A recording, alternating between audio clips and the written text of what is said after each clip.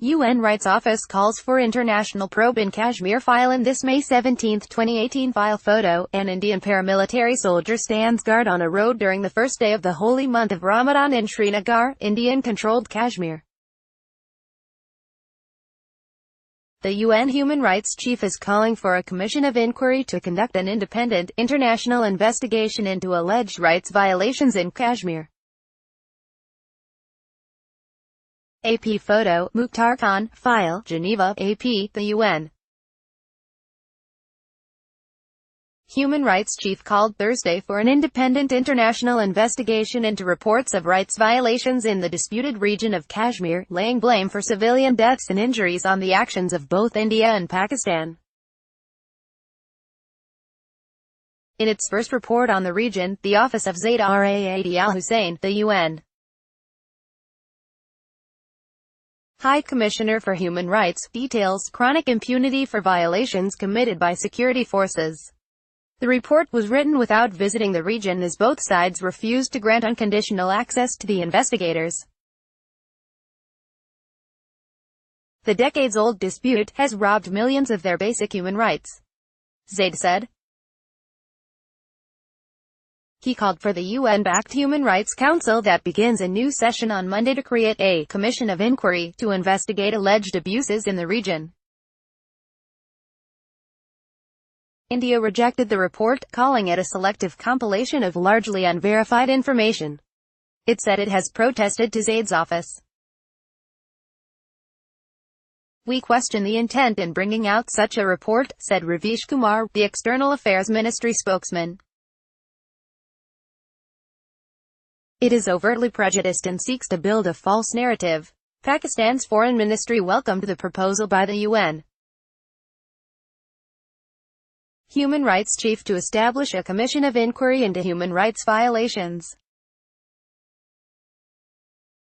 This proposal is consistent with Pakistan's several calls to this effect since 2016, even as India has continued to ignore legitimate demands for a probe into gross and systematic violations, including pellet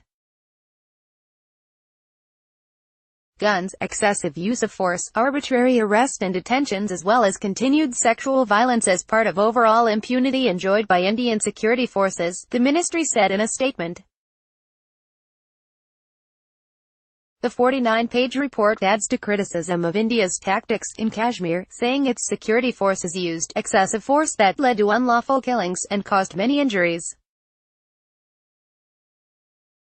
It cited a 20-month span starting in July 2016 in which 145 civilians were killed by security forces and a further 20 by armed groups, according to figures from civil society groups. It decried the use of pellet-firing shotguns that are still being used against protesters. Kumar said that although terrorism was the most egregious violation of human rights, the authors have conveniently ignored the pattern of cross-border terrorism emanating from Pakistan and territories under its illegal control. The entire state of Jammu and Kashmir is an integral part of India. Pakistan is in illegal enforceable occupation of a part of the Indian state through aggression, he said. The report cites experts' belief that Pakistan's military continues to support the operations of armed groups across the line of control dividing the region.